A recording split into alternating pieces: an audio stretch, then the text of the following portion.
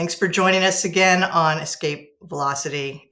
Today, I'm really excited to welcome Miles to the podcast. Miles Kemp is CEO, design innovator, and industry leader who runs Variate. He's CEO. Is it Variate or Variate? Variate, yep. Variate. All right. Miles has helped companies like Marriott, Carnival, and Macy's create cutting-edge customer experiences. And he has a background in architecture, and he has made the leap into UX and product design, applying the same level of precision and strategy to digital experiences. He's led large-scale transformations, including redesigning Marriott's entire digital ecosystem, which is massive.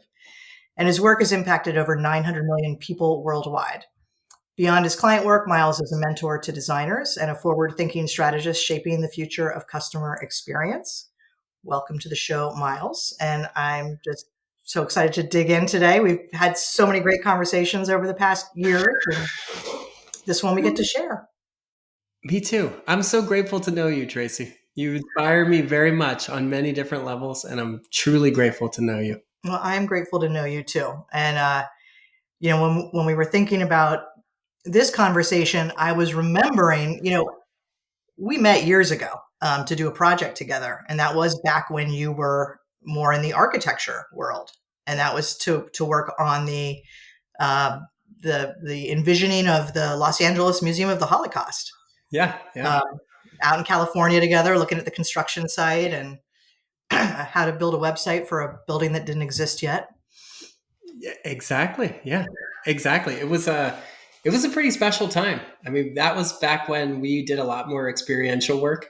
And it was actually the first version of Variate. We're on the third version of Variate now, which we'll probably talk about. But yeah, that was a really interesting time. That was I used to be an architect. I've lived and worked in that world for a long time. And after SciArc, I decided that I had been working in that profession for many years. I decided I wanted to transition and work in this new digital field. This was like before UX UI design was really even a thing, like in the 2000s. Yeah. And so it was kind of a wild time because there were all these different things that were happening, all these different trends were happening. Architecture was going into a new place. Digital was coming into buildings and becoming part of buildings, and experience was starting to be a thing. And Yeah, it was a really interesting time. And then we had an opportunity. One of my friends worked at Hagi Bellsberg's office, and Hagi is an incredible architect.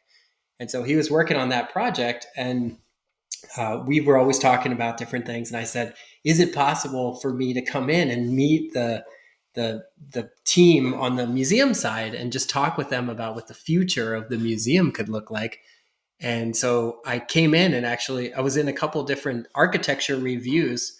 And then just at the end of each of the sessions, I kind of brought this to the meetings, but I would come up and I would say, hey, well, I think the future looks like this. Here are some different trends that I think are going to affect the museum. And we really need to think ahead.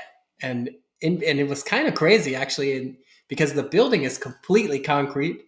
It's all made of concrete. And you think about technology and how it's going to fit in, and you're like, well, it's not forgiving. There's no flexibility like with this. So it was a kind of really intense time. But anyway, I'm giving you kind of the pre-story.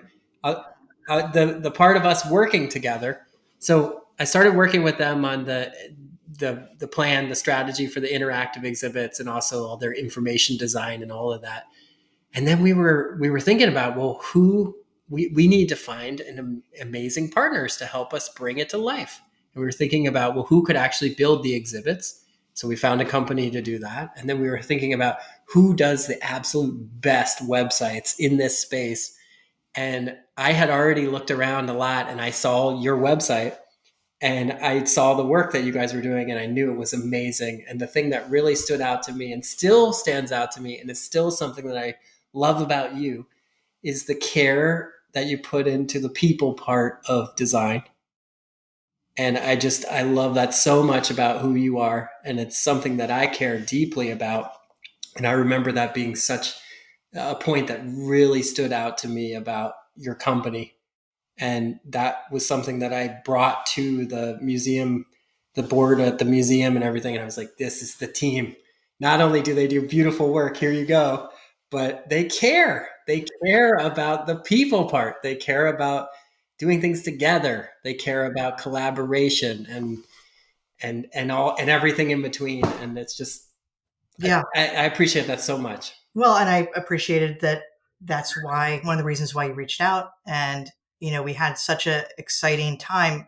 It was such a rare opportunity to work with people so early in the envisioning of this museum, and you're having now seen it be built, and to see all those visions come to life for the exhibits and the experiences in the museum is just your vision for it was so forward thinking and exciting, and again so focused on not only the people and the experiences that the museum was there to preserve and commemorate and educate around, but then the visitors experience coming in and what that was going to feel like for decades into the future. So it was quite an exciting project.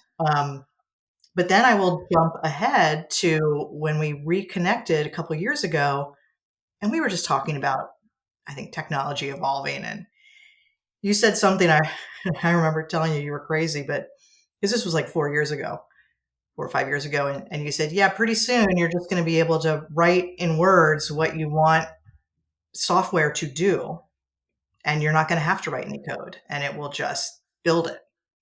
Yeah. And I was like, oh, what? No way are we going to get there anytime too soon. And here we are. Um, Yeah. so I'm just curious, I mean, obviously you are always looking so far forward. Um, and so much has happened and changed just in the last couple of years that I'm just curious what's on your mind right now. And you mentioned the changes your company's going through, and where are you looking right now? What's on your horizon? I mean, of course, everybody talks about AI. I was at CES a couple weeks ago. I mean, people ask me, what happened at CES? Well, they had screens and more screens and even bigger screens. And then AI was written this big, this big, this big, 21 feet tall. It was next to every product. It was in every product and it's everywhere. But I think for me, what I see as the future right now is I think people are going to care about the people part of life and the people part of business a lot more moving forward. And I feel like and you can really see it now with the businesses that actually some businesses really stand out because they have that people part and they create an experience that is just so noticeably different from others. So tech is everywhere. It's all in all the things we do.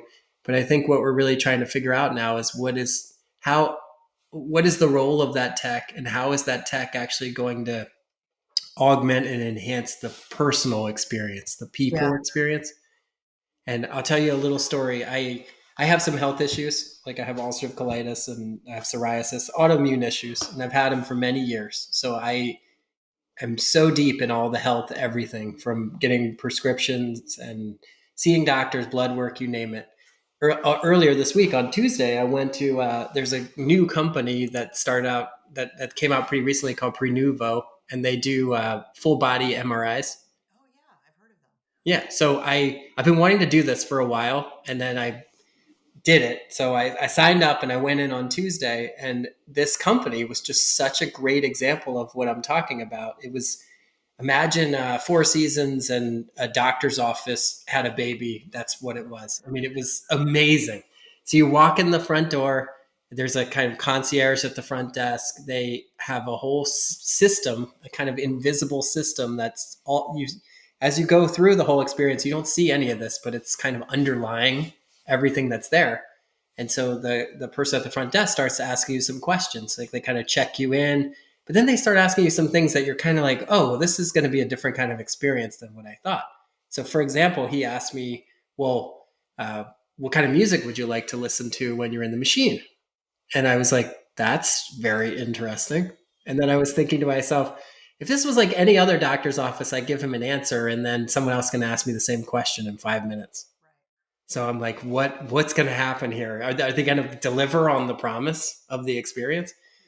So he asked me, and then I told him, and then he asked me some other questions like, well, what size clothes do you wear, your top and your bottom, and then you have to take off your jewelry and all this stuff. So he asked me these questions. He's like, I'll be right back.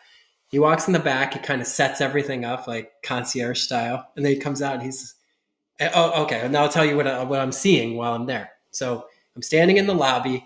The lobby is just beautiful. All the colors that the brand is on display. It's beautiful. The colors are totally dialed in and relaxing. Soothing music. I walk over and check out the plants. Are they real plants? Are they fake plants? They were. I'm like, I'm touching all the plants. Real plants. Fireplace in the corner. Gourmet, like good for you snacks there. Any kind of water, coffee. I mean, like it was just dialed in. And then he comes out and he says, "Well, can you come back with me? I'd like to show you the next step." And I was like, "Oh yeah, of course." So I come back. I have my own room. It's all set up for me. It's like, I mean, a white glove service for 100% in a really simple thing. I mean, the goal of what I'm doing here is to go and get an MRI and have someone do a readout, and then afterwards to tell me what they find. Yeah. That's what I bought. Which can be a terrifying experience. Yeah, totally, Yeah. totally. But that's what I bought. But then I went to this other kind of experience where technology was everywhere. I mean, the whole thing is built around tech, but there was a people layer the people systems, the people layer that was on top of it. So long story short, I'll just tell you the last couple little things. But anyway, I change. I come out of the room. He explained this to me. I come out of the room and then I put in the last 5 numbers of my phone number as my locking code for the door.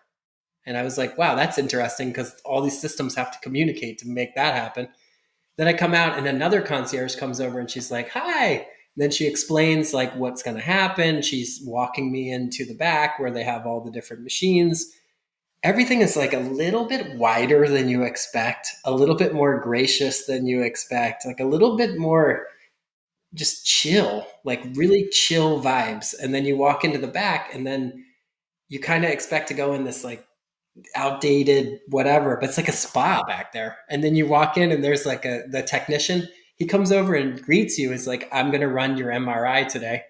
And then he's like, and I know that you want to listen to this type of music. And I was like, you guys are nailing this, you know? Yeah. And then he was like, well, what do you want to watch on the TV? And I was like, on the TV, like, what are you talking about? And he's like, oh yeah. He's like, you'll see there's a TV in there. And I was like, I didn't understand this. So I walk in, I lie down on the machine. They put all these things on top of me. But one of the things they put on is these like glasses that make it so you can see 90 degrees. So you're lying down and they slide you into the machine and you're going to be in there in an hour and you cannot move. And you have to do breathing exercises and stuff. But I'm listening to chill music. There's a giant TV in the back that I'm watching. And then as soon as I get into the machine, he's like, how are you doing? And he's like, what would you like to watch today? You could watch relaxing waterfalls or the sea or whatever, this. And I was like, waterfalls, please. Like, absolutely. He put on like the most beautiful waterfalls for like an hour while I was listening to music and chilling. And I was just like, this is Zen. I mean, when you have kids and you're like working all the time, I was like, I'm at the spa, but The spa. yeah, I'm at the spa while I'm getting this MRI. Like to me, that is what the people that can nail that, the people layer on top of all this technology, that is the next thing. Well, and I've heard so many people talk about how scared they are to go get an MRI because you do have to go into this big, clunky, loud, claustrophobia inducing machine and hold very still and basically spend an hour thinking about what are they going to see, what's going to be revealed. So it's very stressful. And the fact that they addressed all of those things to minimize that stress and anxiety just acknowledge, it just makes the whole experience what it should be, which is it's something to help you and Yeah. to better inform you. And afterwards I said to the guy, you need more information on the website. Cause I was actually, you actually brought up you said that I might be scared to go in there. And I didn't even know that. And then I read it on your website, and then I was like, am I scared? I'm not sure if I'm scared. And I was like, you guys need to put like a video on there or something like that to like iron this out, because if you know it to be an issue, it's still not clear enough on your own website. How good it is. Yeah. But the thing that I'm asking myself now is, who designs that? Like, what is the role? All the different roles of designers and people that work in different spaces. There's like a lot of things need to collapse down to be able to create an experience like that. And I'm sure we're going to talk about this on on this call, but that is so interesting right now, because we have traditionally lived in a very fragmented world, and businesses are set up in a very fragmented way. So to be able to pull off something like that, you have to work in a different way. Well, it was interesting. I saw something on LinkedIn. I think it was just the other day that a friend of mine shared.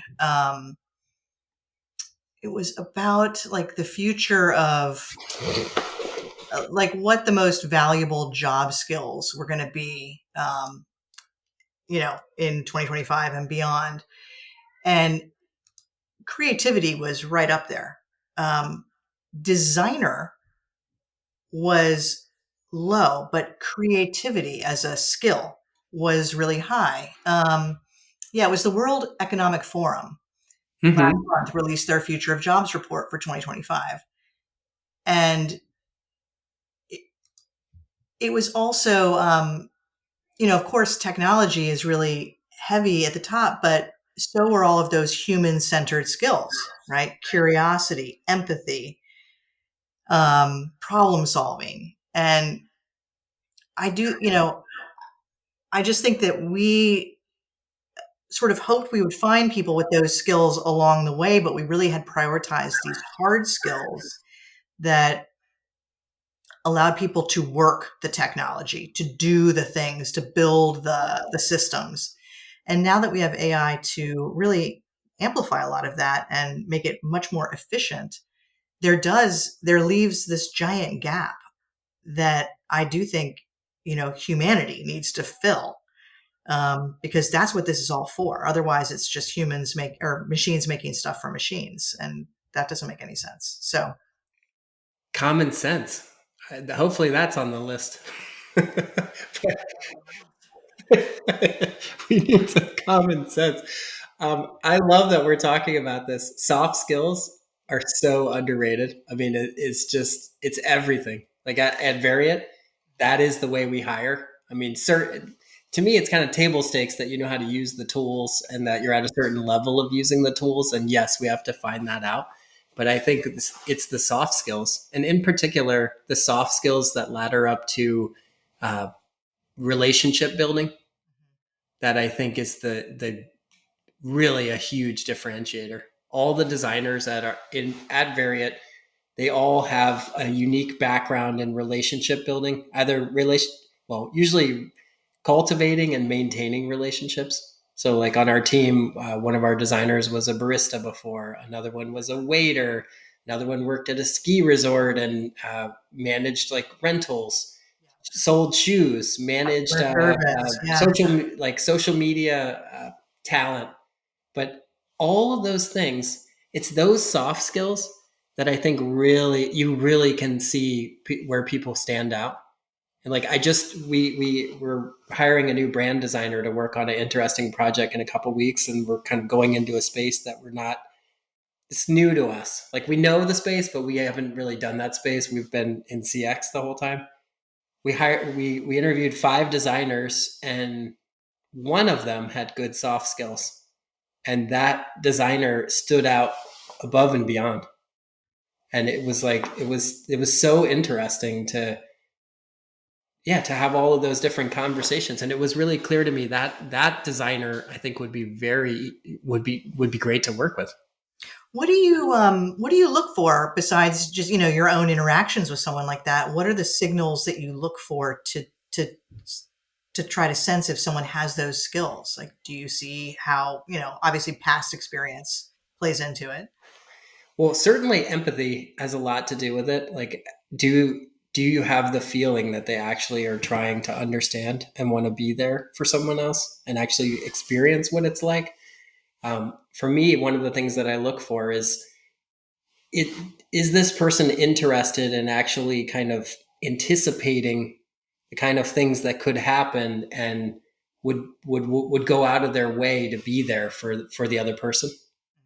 And I think that that's something that you could totally see people do. Like we talk about this all the time. I was actually on 2 calls today where we were talking about, oh, there's some issues that are coming up and some design delivery that we're doing with one of our client partners. And like we can kind of see what's happening.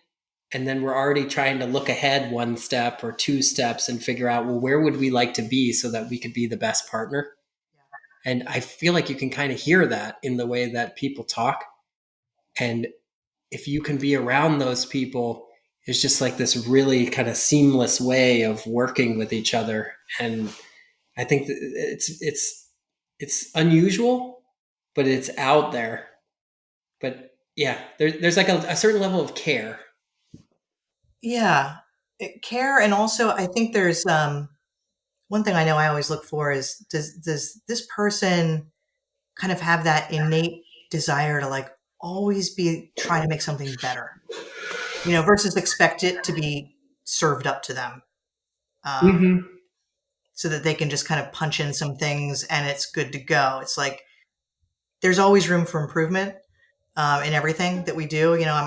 You and I have talked about like just always trying to get better as people. I mean, that's the purpose of life, I think, is just growth and evolution and getting better, whatever that means. Um, but I think when you're working in client services, especially creative work, if you're not kind of hungry for that because you know it's possible, then I think you've got a short, kind of a short runway, um, as far as like where short trajectory, I guess. One of the questions I always ask a designer that we're considering is, what passions do you have outside of design and how does it influence your design?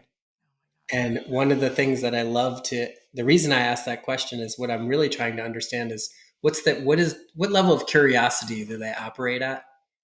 I think that's really talking about exactly what you're saying, because it's curious mind. There's something about a curious mind. A curious mind is asking a lot of questions. A curious mind is looking into things, and it's through that process that things are revealed. I mean, it's what got us here is curiosity. I mean, we could have just all stayed put, um, with good enough. And sure, there were natural things that happened and evolutionary things that happened, but it was curiosity that propelled us forward as a species. I always geek out about like the cave paintings, and I'm like, no, but why did they crawl so far back into the caves? Like on their stomachs with like torches, and there was probably big prehistoric bears and stuff back in there. Why were they so curious to like create this experience and leave it for who? And you could see their curiosity about the world and the universe, and consciousness in those depictions. um, they weren't just sort of like, well, this is what we do and here we are. um, so, Yeah. yeah, I think it's just such a special human trait that everyone has, but a lot of people, I don't think, value it.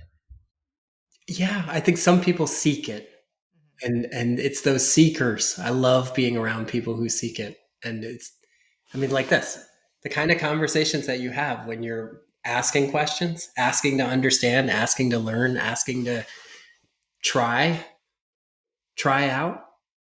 I think one thing that's happened to me in my career is that I, as time has kind of gone on, I've always asked a lot of questions, but I would just say that as time has gone on, I don't know. I find myself falling into more and more patterns, and I don't like that.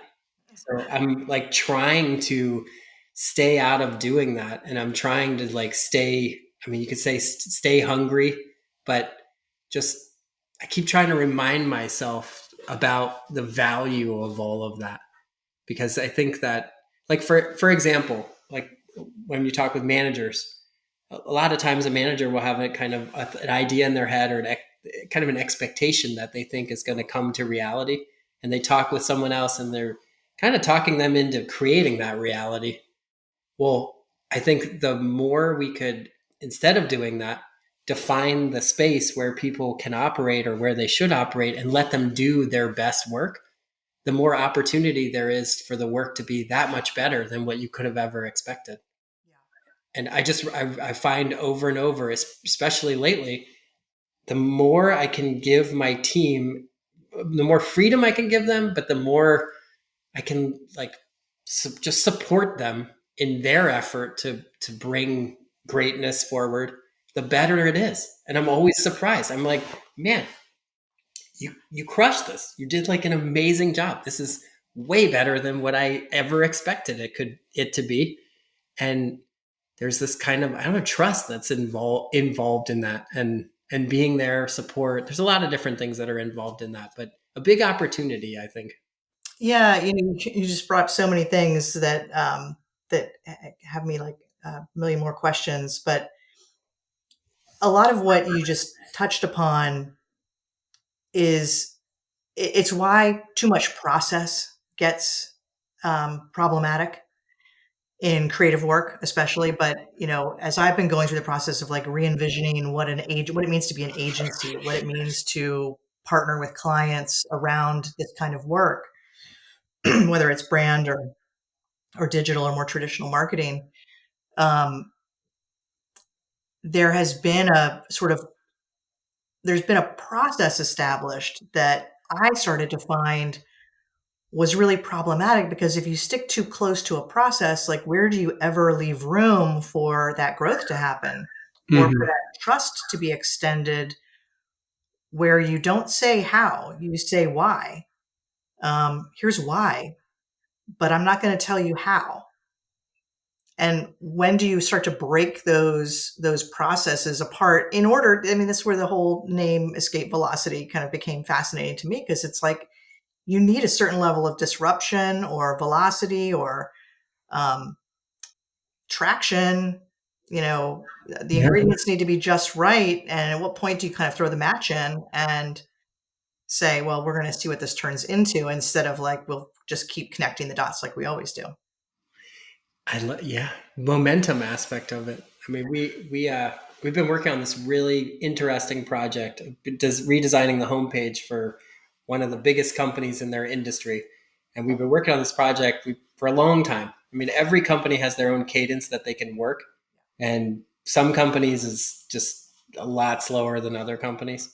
So this project took a long time, but I think what the way that we were able to get to that escape velocity had to do with how we worked and how we built trust with the team. And in the end, like I love the name of the podcast and how you talk about escape velocity. I feel like for me, the word that comes to mind for escape velocity is the word trust, because I think if you can build that level of trust, it's enough to break through. And in particular, I mean, that's, gosh, there's a lot to talk about with this particular topic, but for us, I mean, trust is really kind of it's a one-on-one thing. Like you don't come in and you're like, do something and then everybody trusts you. Like that's just not how it works. In fact, everyone has their own unique viewpoint and everybody has their own questions, and they're wondering about how this is going to work, and they all come from different places. Yeah. So I'm beyond excited about the homepage. It's the best homepage we've ever done. I'm so excited about it. It's going to be a total game changer for the company. And the reason it is because we brought everybody's viewpoint into the process, and we were able to work together with everyone so they all got what they wanted as part of the final outcome. And I'll say that could sound like, well, if everybody got what they wanted, then you did something kind of mediocre. What ended up actually happening instead was that everybody had a viewpoint in the process, and we really listened to everybody's viewpoint. Everyone got what they wanted while also creating this new amazing thing. Something they And could never have imagined, right? yeah, and I think that the escape velocity for us is not only are we going to build it, but everyone's excited about it. And as you know, with content and personalization and just what it takes now to create an experience that's magical to each person requires day to day changes, updates, so many things, campaigns running through, content running through, smart backend data is knows what you've been shopping for and bringing up the best content for you. There's so many different things that are happening in this incredibly complex, very small amount of space. And to be able to get to earn the trust with everyone on the team enough that everyone's like, let's do this because and I can support this. That was the escape velocity for us, I think. Wow. Well, first of all, you need to let me know when this is live and what it is as soon as you can so that we can Later this share. year. Yeah. Later this year. It's I can't wait. I think it's going to be a game changer for the industry that it's in, and yeah, I'm really excited. So how, you touched upon it a little bit, but how do you build that trust? I mean, at this point in your career, obviously you have relationships, and it's great when you can work with people who there's already some trust. People always say, like, people work with people that they know and trust already. But if you're just starting out, or if you're trying to work with a new client or a new team, for me, I feel like that's so important too. It's why I always say, like, I want to do that in-person discovery phase, not because we're gonna, because I want to delay things or bloat the budget or whatever, but I want to be in the room having these conversations and hearing from people and asking really good questions, and getting everyone, like, really thinking the way that I want everyone to be thinking. How do you do that through a lot of initial, like, conversations, collaboration? It I say there's some variation in each company in just the way that they work, and there's a lot of complexity because companies are all structured in very different ways. Yeah. But I think for me, the thing that really comes to mind, I have a friend of mine named Asmir that he's a brilliant guy, and he told me about this thing called Conway's Law, which I think is so amazing, and it's all about how that the every single system that is created mimics the communication structure of the organization that created it. And if you think about that, that is just so interesting. Mhm. And if you look at a product and you're like, and you look at the product and you're like, wow, this, even in this one app, there's this, it feels like totally different things going on.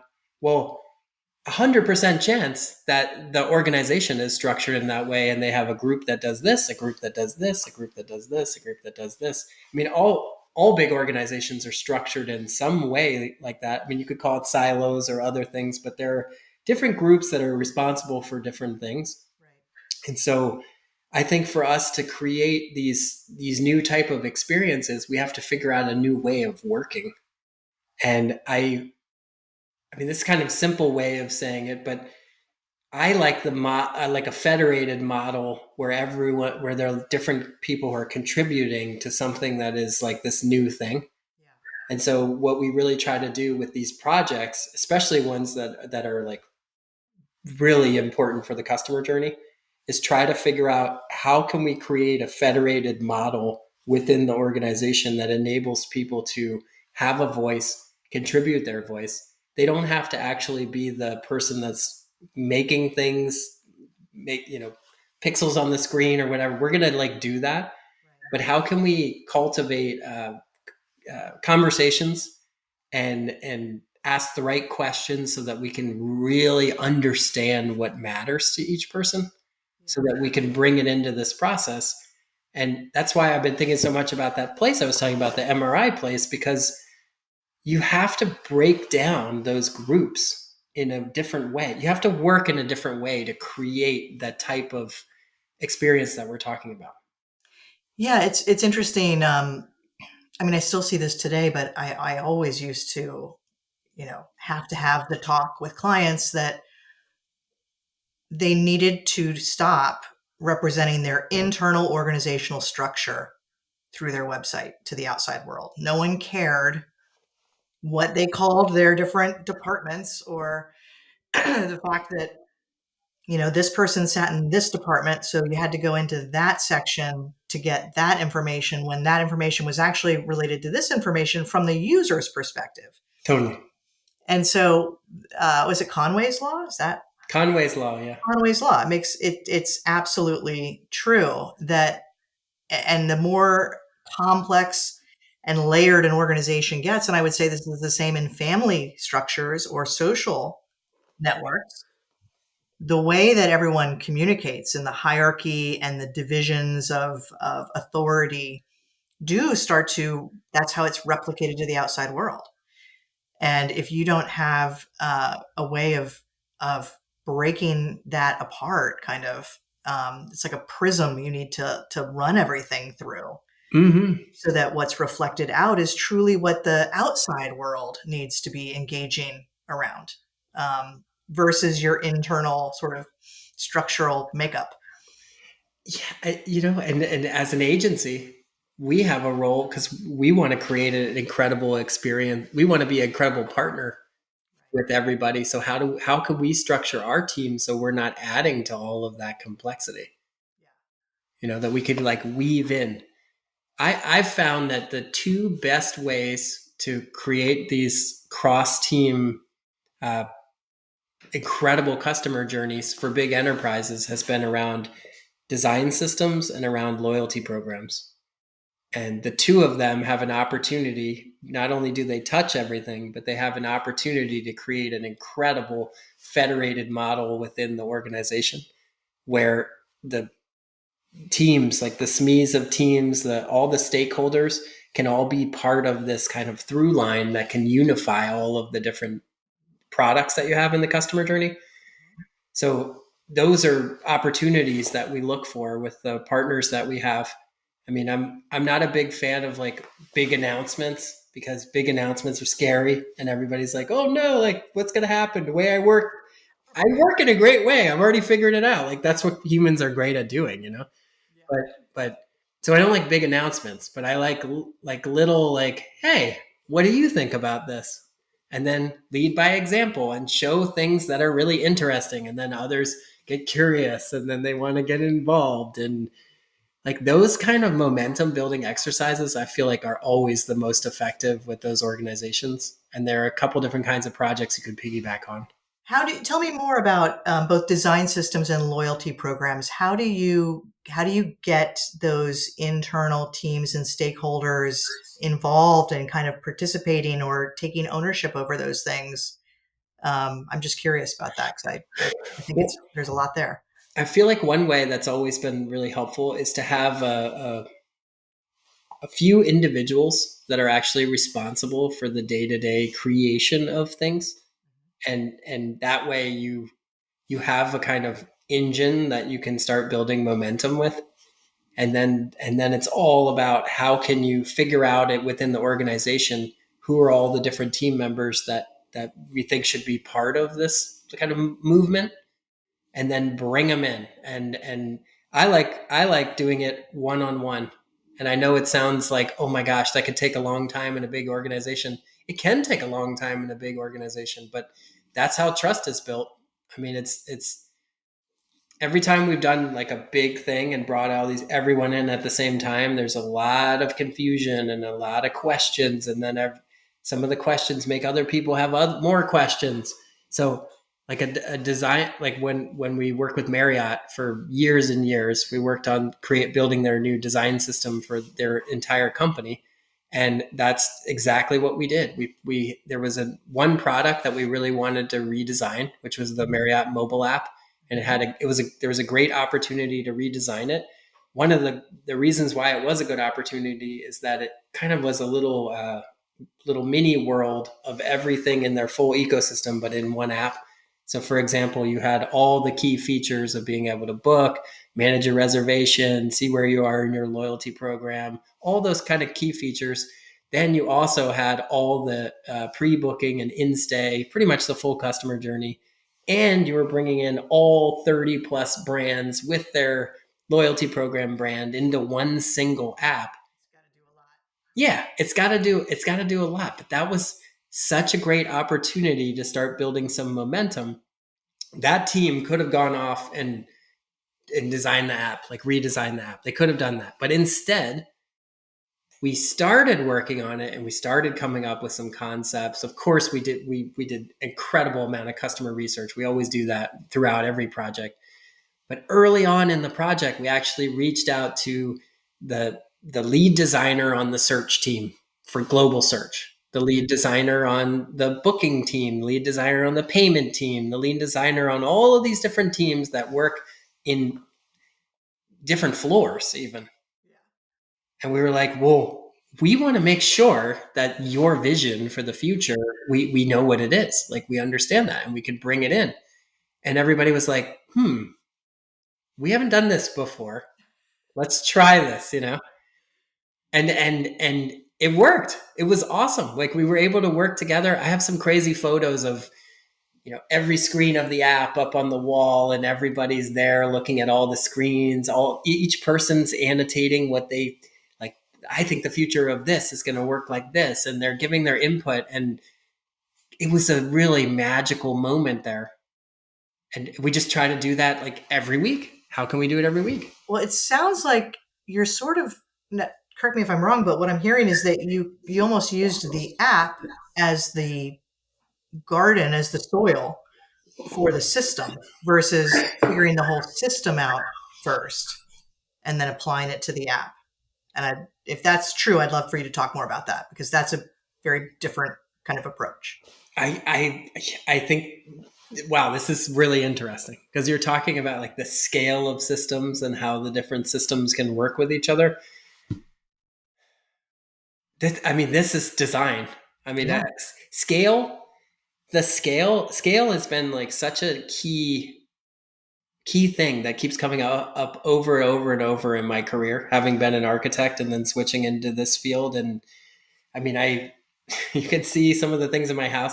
I love collecting weird things, and in particular, things that have scalar issues, like case in point. Yeah. Um, but I love that kind of stuff, and also material issues and stuff like that. But I say, I can think going back to the app, I think you're asking a really interesting question. I think we were really trying to redesign the system by which we created this app. And I think because we were able to change the way the system was, the process, I think we were able to create a really cohesive experience. And then once we did that with the app, we did a very similar process, scaling it to other experiences. Like we started with the app. After that, we did a couple tests on a few different brands because we needed to make sure that all the brands were going to work together. Then we brought all of that and everyone involved, right? Because everyone's coming into this process. We brought that whole process and the momentum and all of that into redesigning Marriott.com, the entire booking engine, which was a much bigger beast and a lot of complexity in there, especially with all the different brands. And then it evolved after that into re-platforming every single hotel property, which was more than 7,000 properties, onto a new template structure so that all of the brands could tell their individual stories at their individual locations. So there's just like, and then there were a whole bunch of other projects after that. Bonvoy was further along after that with a bunch of different loyalty programs coming together to at one time into this brand new thing. But it all started, and it's kind of crazy thinking back on it, but it all started with just the desire to create one-on-one relationships around and build trust at that level and get others involved. And it was a really magical time. It took 4 years for us to go from personalization strategies to totally connected seamless experience around a new loyalty program. 4 years. But at the end, and it's kind of crazy because then COVID happened right then and everything changed. But 4 years to get there. And then in the end, the team was just synergized, like in a way, it was amazing. Like the last project I worked on was future vision for these really, really interesting experiences like Marketplace and a few other things that Marriott has brought to life since then. But but it was because the team was just totally working in a different way. There was a different level of love in the office. There was a different level of care in the office of And curiosity in the office too, you know? Yeah, and probably appreciation, feeling appreciated, feeling like they were part of something instead of, typical agencies just going to disappear and take a bunch of money and show up every couple months with something flashy to show us. So that collaborative spirit, I think, does really, it energizes things in such a magical way. Uh, I've always loved, the more curiosity, the more creative thinking you can bring into a project, the better. I don't think that's a problem where it's designed by committee. It's you're just adding more fuel to those rockets that are going to get you, out of the old and into the new, and get you that momentum. But what you're talking about too is it's I don't know if people realize how much a digital project, right, or a design project, in whatever we're calling it, can actually transform a brand. It works like inverse. That transformation that can kind of happen through these projects and these processes, I think, can really change a company for the better.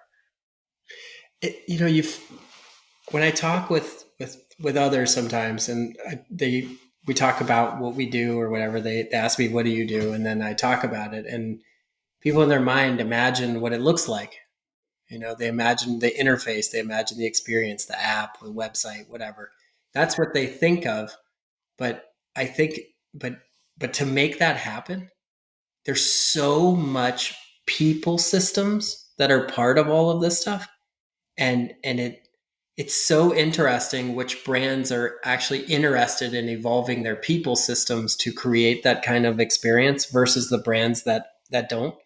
Like, I'm not going to name names, but we worked with another big enterprise and they hired a really famous design agency to create their new vision for a lot of things. And that company has its own process. They have their own office and they only work out of their office and they work in a very particular way. And we were at the time working on some other projects kind of deep inside of the company because that's the way that we always work.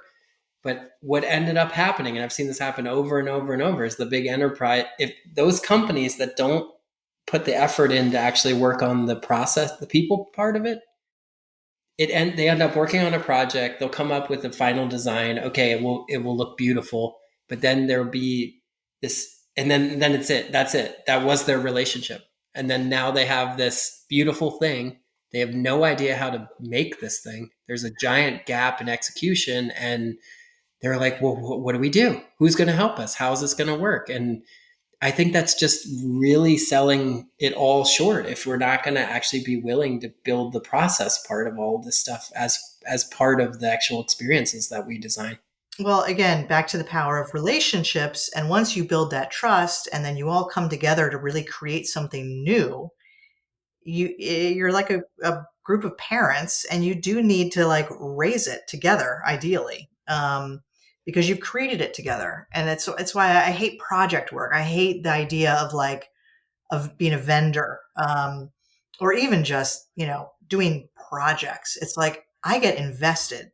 I want to see, each one of my clients, I want to see them thrive and succeed and evolve and do great work together. And that just grows as the relationship grows. And yet there's, I know that it's like people will jump to like the next shiny object or the new hot agency or whatever. And that kind of trend was common for a long time. But if you go back before that, the way that the old school, greats of advertising and marketing worked, clients would stick with them for their entire existence. Because once you had that knowledge and that trust, and you knew that this agency was going to be bringing in, different ways of thinking and keeping, new ideas flowing, you didn't need to jump to the next, shiny object. It just seems like such a waste of investment. The thing that's been on my mind so much lately, the concept of camaraderie and what it means to actually be on a journey together with other people. And I'm really asking the question. I mean, we want to work with people. I mean, you could say brands, you could say companies, but really, I want to work with the leadership team of these brands and companies that actually want to go on a journey together. And the thing I ask myself is, there's kind of this concept. Sometimes you hear people say, "Oh, well, we work together, but we're also friends." And I am really wondering, well, what if we start by being friends and then we work together? Like, how would that change the relationship and how we actually do things? And it's really on my mind right now. Yeah, well, especially I think right now, while we see this kind of stripping away of humanity, in the government systems, or this desire to do so, I just hope and pray and know that for myself, it's all about leaning in even more so to those things, because that's what I mean. Otherwise, why bother? Um, why bother like getting up in the morning if it's not for that shared experience with the people that you care about, and you know they make your that's your reality. Yeah, well, I mean, it's okay. Do we is that what we need? More efficiency? Is that what we need? Like and I want to feel something. Like that's what I need. I want to feel things. Like I want to actually feel things. I want to connect with a brand like in a very emotional way where I believe in that brand, and that's why I buy their product. Like it's that's what I want. Like, what if they created a group that created more emotional connection in government and was really serious about actually doing that? Well, we're not gonna have to wait to find out about that. uh, Well, I know we don't have to get into all that stuff, but it is. I think that's what matters. Like that is really what matters. Like we need more of that, and we need more people that really care about that. And it is those brands that stand out, yeah. and it is those brands that we think about, and it's getting harder and harder. I ask people this question a lot lately, like what brands really stand out in your mind in their individual industry, and it's getting harder and harder to have a good answer to that. Like everybody is becoming more and more and more the same, and Well, we yeah. I mean, that's a really interesting topic, right? This blanding, this homogenization, and AI is only going to make that worse, right? Because everything it's going to spit out has been trained only on what's been done before. Um, but I'm so surprised that everyone there does seem to be this fear of standing out, or of being different. Um, or I maybe, think part of it is a cultural thing. I mean, it kind of depends. I remember taking a class many years ago with a really amazing founder on e-commerce, and she's from Australia. And I remember this really standing out in my mind that she was talking about the culture of Australia and how they don't they don't support people standing out. Like everyone's kind of like at the same place, and they want everyone to be kind of at the same level, and like they don't want anyone to. There's a word for it. She said the word, I can't remember it, but it means something like the one flower is up higher than the other, so they cut it off. And I remember her saying that, and I was like, gosh, that's so interesting. I yeah, feel like the culture that we're in right now, I think that they're really in the United States. I think right now, I yeah, think that there's a huge opportunity for brands to stand out. And it's so interesting. I mean, you look around at the agencies. I mean, Mischief wins every award every year. Their whole brand is about how they say the worst thing you can do is be ignored. I mean, they are the company that is creating the buzz, the noise, the spectacle, all the stuff around all these different brands. I don't see the equivalent of that in the experience space.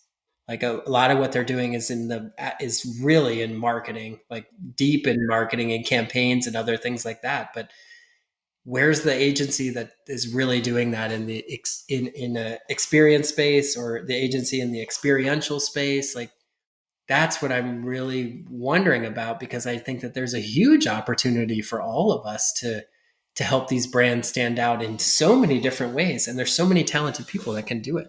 Yeah. And there are so many, well deserving. I think about the museum. Oh, the dog is playing with the squeaky toy.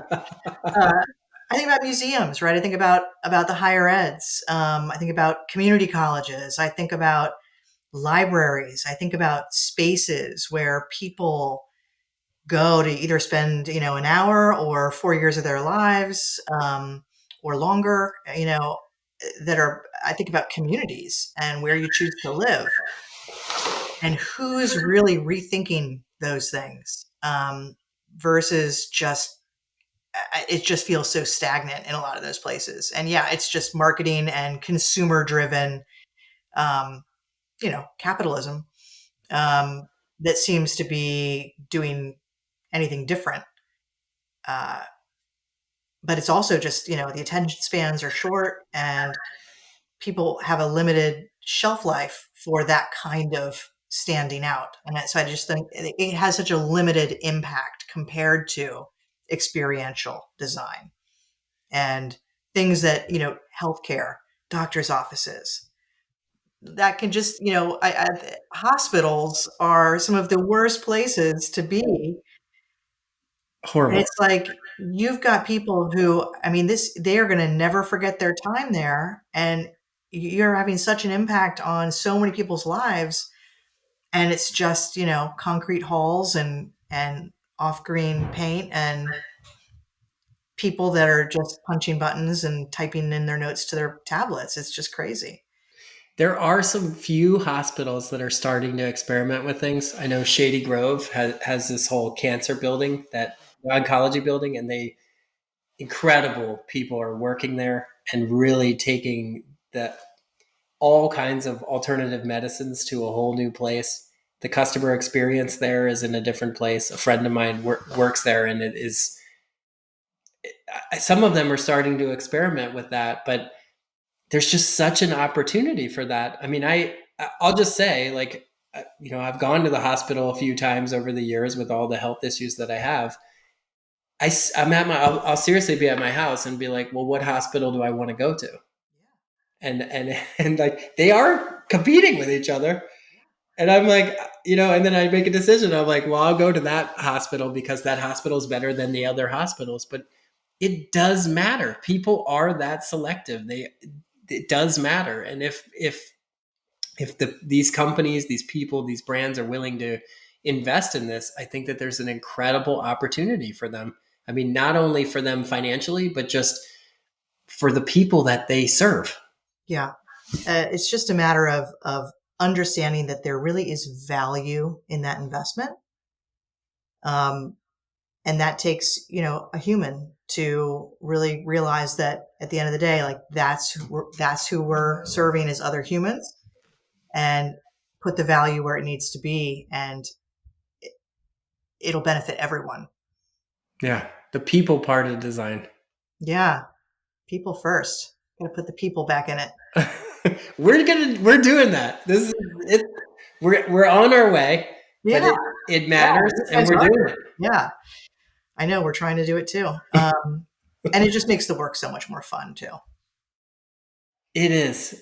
I've been in design now. I'm like 45. I've been in design since I was a teenager because I worked at building houses with my dad and stuff like that for 30 years. And I think back on my career, and it's the people part of design that I love the most. And I see the biggest opportunity because there's so many brilliant people working in the space. If we can figure out a way to work together to work on these bigger problems with client partners that are ambitious, that want to go on a journey together, that want to be part of the journey together, I think anything is possible. That is a great spot for us to wrap it up. This has been a great conversation, Miles. Grateful to be here, Tracey. I appreciate you so much. I appreciate you too. I'm excited to see new things coming out of Variate in the future. And thanks again for a great conversation. I really appreciate it. Thank you so much. Sure.